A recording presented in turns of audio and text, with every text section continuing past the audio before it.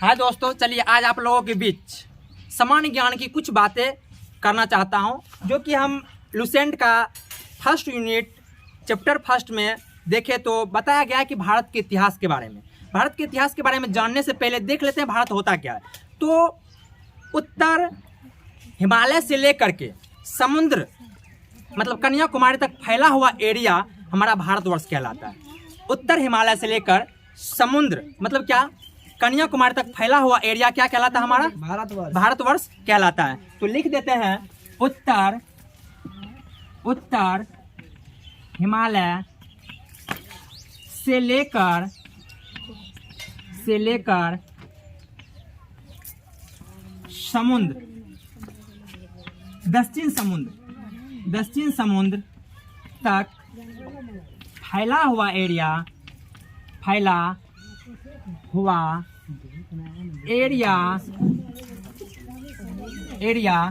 भारतवर्ष कहलाता है।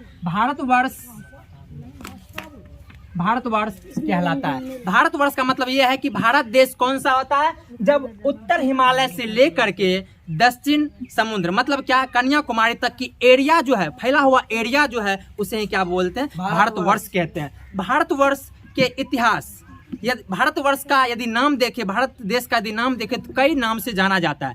पहला जानते हैं भारत जो है, भारत नाम राजा भरत के नाम पे पड़ा था। राजा भरत के नाम पे भारत देश पड़ा था। राजा भरत के नाम पर भारतवर्ष का नाम भारत पड़ा था। राजा भरत के नाम पर इस देश का नाम भारत पड़ा था। उसी प्रकार से यदि देखें इंडिया का नाम, तो इंडिया का नाम यूनानी लोग दिए थे। यूनानी लोग जो आए मतलब ग्रीक वाले लोग जो आए थे इंडिया, तो वो अपना एक नाम देकर गए थे इंडिया का, जो कि नाम रख के गया क्या? इंडिया। क्या बोला वो? यूनानी लोग। यूनानी का मतलब क्या?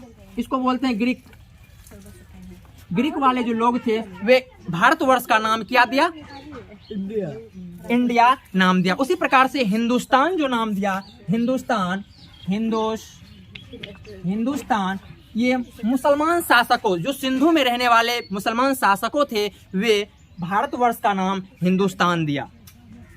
मुसलमान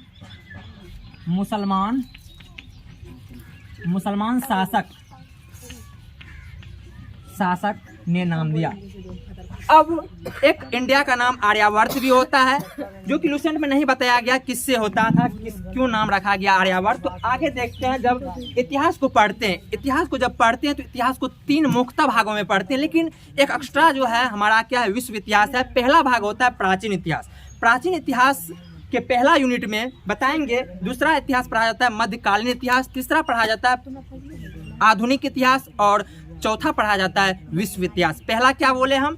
फर्स्ट नंबर में बोले प्राचीन इतिहास।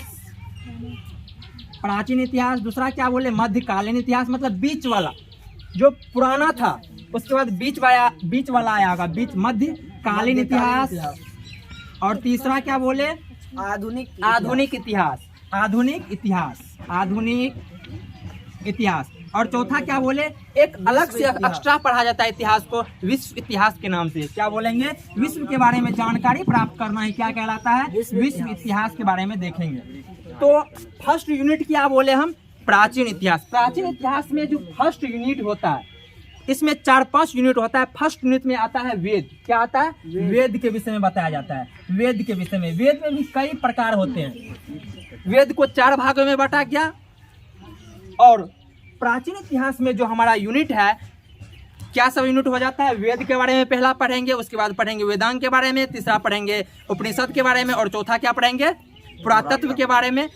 अगले वीडियो में हम आपके लिए वेद के बारे में अच्छे तरीका से डिफिनेशन और वेद होता क्या है, वेद कब, कहाँ, कैसे के बारे में सारा कुछ बताएंगे। मिलते हैं आपसे अगले वीडियो में। आज तक के लिए इतना ही।